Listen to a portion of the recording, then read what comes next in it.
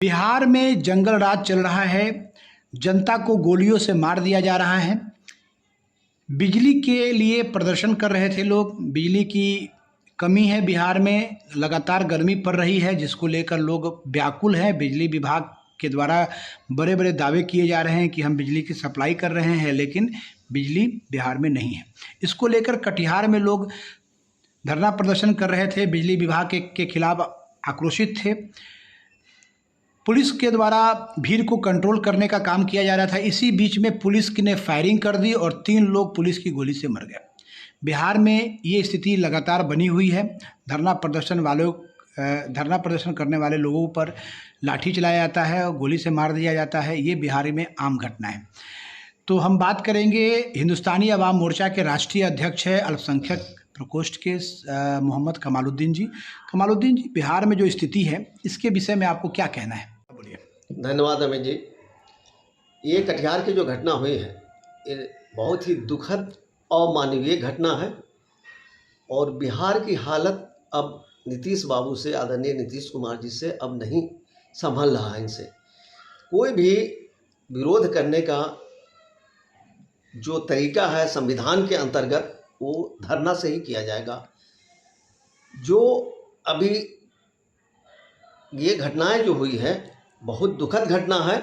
इसके लिए मैं आदरणीय नीतीश कुमार जी से अविलंब इस्तीफा की मांग करता हूं। मैं मोहम्मद कमालुद्दीन हिंदुस्तानी अवाम मोर्चा के अल्पसंख्यक प्रकोष्ठ के राष्ट्रीय अध्यक्ष होने के नाते मैं नीतीश बाबू से अविलंब इस्तीफे की मांग करता हूं कि अब ये जंगल राज बन चुका है। अब आदरणीय नीतीश बाबू से ये बिहार संभलने का नाम नहीं ले रही। आए दिन घटनाएं हो रही है। मुजफ्फरपुर की घटनाएं देखिए, पटना में घटनाएं हुई, पुलिस अनियंत्रित हो चुकी है। और कमालुद्दीन जी, आपने कहा कि पुलिस अनियंत्रित हो गई है। पुलिस से शासन का काम नहीं हो रहा है, जनता को वो कंट्रोल नहीं कर पा रही है। मुजफ्फरपुर में 21 तारीख को एक प्रसिद्ध प्रॉपर्टी डीलर थे आशुतोष शाही जी, गुंडों के द्वारा उनको गोली मार दिया गया। पुलिस ने जो चार्जशीट तैयार किया है, जिसमें जिन लोगों का नाम पुलिस ने दिया है, जिसमें से 5 लोग ऐसे हैं जो बेल पे छूटे हुए हैं और इनको बेल भी जो मिला हुआ है संगीन अपराध में। कई लोग जैसे मंटू शर्मा हैं, बिक्कू शुक्ला हैं, ओंकार सिंह है, गोविंद है, ये सारे लोग जो हैं बेल पे छूटे हुए अपराधी हैं। पूर्व में भी यहाँ के मेयर रह चुके हैं समीर कुमार जी, उनकी हत्या में इन लोगों का नाम था। इनको बेल दिया हुआ है, कोर्ट से बेल मिला हुआ है। आखिरकार ये बेल से छूटे हुए अपराधी जो हैं वो लगातार अपराध कर रहे हैं और नीतीश कुमार की पुलिस जो है वो हाथ पे हाथ धर के बैठी हुई है। कानून अपना काम करे, कानून जांच करे। ये घटनाएं जो हो रही है निंदनीय है। ये घटनाएं, इस तरह की घटनाएं लगातार बिहार में मुजफ्फरपुर से लेकर पटना तक होती जा रही है। ये निंदनीय है, इसकी जांच होनी चाहिए। भारतीय जनता पार्टी के लोग भी धरना प्रदर्शन कर रहे थे, विधानसभा मार्च कर रहे थे और नीतीश कुमार की पुलिस ने डंडे बरसाए, लोगों को बेरहमी से मारा, जिसमें बीजेपी के कार्यकर्ता विजय कुमार सिंह हैं, उनकी भी मौत हो गई। और तो कहीं ना कहीं बिहार में जो ये मतलब दमनकारी पुलिस जो है, विरोध प्रदर्शन करने वाले जो लोग हैं उनके ऊपर लाठी, नीतीश कुमार कभी शिक्षकों को पिटवाते हैं तो कभी नेताओं को पिटवाते हैं। अभी बिजली के लिए प्रदर्शन करने वाले जो लोग थे उनको पिटवाया ही नहीं, उनको गोली से भी मरवा दिया। तो ये हम इन घटनाओं के बारे में आपसे मतलब राय आपकी जानना चाहते हैं कि जो आपने कहा कि नीतीश कुमार को इस्तीफा देना चाहिए, तो क्या नीतीश कुमार को इस्तीफा देने से क्या इस समस्या का समाधान हो जाएगा? अगर पुलिस अनियंत्रित हो चुकी है तो ये सरकार ही काम ना करेगी। सरकार के अंदर ही पुलिस है या प्रशासन है, तो प्रशासन अगर नहीं बात मान रही है उनकी, तो कहीं ना कहीं या तो हिटलरशाही है या तो फिर उनके नियंत्रण से बाहर चली गई है पुलिस। ये लाठी विरोध जो हो रहा था, शिक्षकों को जो लाठी चलाया गया, चाहे प्रशासन ये बीजेपी के कार्यकर्ताओं को जो लाठी डंडे से पीटा गया, उसमें गलत विरोध नहीं था, एक नीति के विरोध कर रही थी।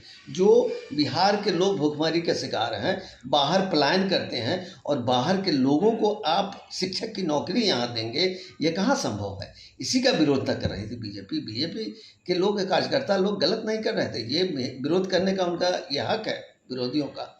ये गलत कर रहे हैं। नीति गलत के खिलाफ अगर विरोध कोई करता है, ये संवैधानिक अधिकार है। मुसलमानों को बीजेपी का डर दिखाया जाता है। जब भी जो नया संगठन बना है इंडिया, जिसको नाम दिया गया है, महागठबंधन का एक संगठन बना है, वो लोग कह रहे हैं कि भारतीय जनता पार्टी तुष्टीकरण की नीति करती है, मुसलमानों के खिलाफ काम करती है। आप एनडीए का हिस्सा है, इस विषय में आपकी क्या राय है?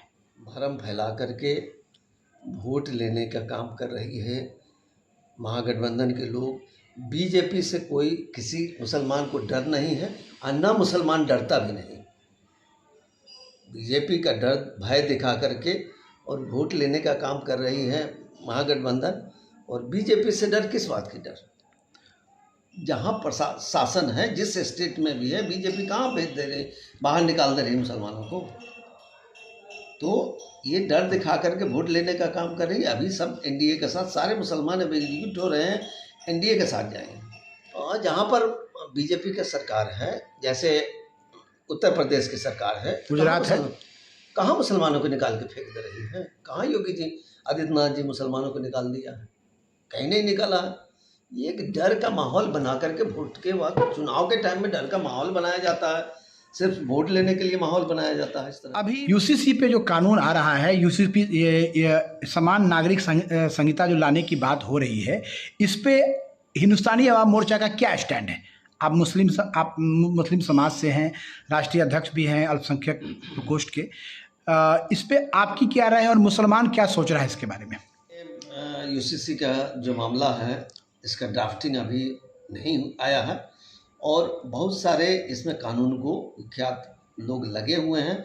और इसका जब ड्राफ्ट तैयार होकर के आ जाएगा तो इसमें जो बातें होंगी, अगर कुछ गलत हुआ तो इसमें हम अपने राष्ट्रीय संरक्षक महोदय से, राष्ट्रीय अध्यक्ष से, इस पर वो लोग देखेंगे, इस पर चर्चा करेंगे कि इसमें कौन सी बात मुसलमानों के हक की बात है कि नहीं है, कि गलत है, मुसलमानों के हक में हक तलफी की बात हो रही है।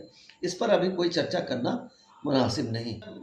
बेतुकी बात है कि महागठबंधन के लोग इस पर, यूसीसी पर लोग जो भ्रम फैला रहे हैं, भ्रम फैलाने का काम कर रहे हैं, ये गलत है। इसका ड्राफ्टिंग आने दीजिए, इस पर चर्चाएं होंगी। तो ज्ञान पापी मस्जिद जो है उसका ASI मतलब आर्किकल सर्वे ऑफ इंडिया के द्वारा जो पुरातत्व विभाग के द्वारा जो सर्वे होना था, उस पर रोक लगा दिया गया है।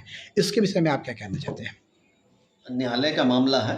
न्यायालय अगर रोक लगा दिया है तो जो कानून, हम लोग तो भारत के नागरिक हैं, भारत में जो कानून है सबके लिए बराबर है, या हिंदू है या मुस्लिम है, सबके लिए कानून बराबर है और कानून का राज है। और न्यायालय पे विश्वास रखते हैं, जो भी फैसला होगा वो मुसलमानों के हक में होगी। हक तलफी की बात कानून भी नहीं करते हैं। अमित जी, ये बिहार में लालू जी की सरकार 15 साल थी, उन्होंने वोट लेने का काम किया। अभी जब से नीतीश बाबू आरजेडी के साथ गए हैं, तब से मुसलमानों के बारे में सोचना बंद कर दिया इन्होंने। और ना कोई प्लानिंग बिहार सरकार के पास है कि मुसलमानों का उत्थान, उनका रोज़गार कैसे मिलेगा, उनको कहाँ से मिलेगा। अब बिहार से सबसे ज़्यादा गरीबी जो है वो मुसलमानों के अंदर है। हमने विगत दिनों पूर्णिया का दौरा किया है, किशनगंज का दौरा किया है, वहाँ पे देखा बहुत ही बुरे हाल में मुसलमान पड़े हुए हैं। वो योजनाएं बिहार सरकार के पास मुसलमानों के लिए नहीं है, ना कोई छोटे छोटे उद्योग जो पहले करते थे लोग, वो उद्योग सारे बंद हो चुके हैं। अभी ना कोई उद्योग की योजना सरकार के पास है, बिहार सरकार के पास। इन सब बारे में सोचना, बिहार के मुसलमानों के बारे में नीतीश बाबू ने सोचना बिल्कुल ही बंद कर दिया।